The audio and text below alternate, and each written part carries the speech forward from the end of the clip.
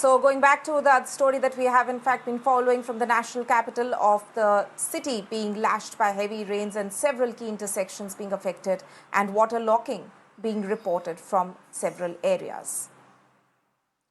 And in fact, what we can see, let me go across to my colleague Vaji, who is joining us from ITO. Vaji, what is the situation over there? Are the PWD officials being able to ensure smooth traffic and clearing out some of these areas waterlogged?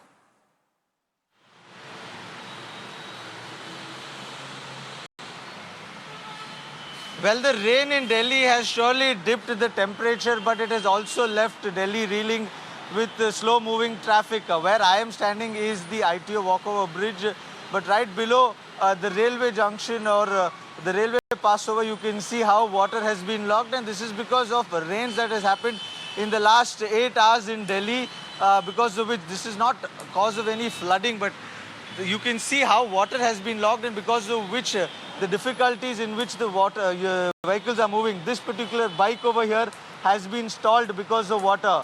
You can see the bus over there, green color bus, has been stalled because of the water.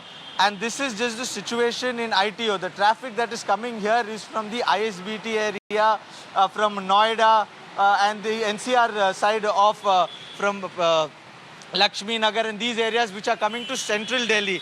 Now if I tell my camera person to pan left, you can see water logged on this side also, and this is the Pragati Maidan area. The other alert that the Delhi police had sent out, that these are one of the few areas where water logging is a lot, and because of which the movement of traffic is very slow.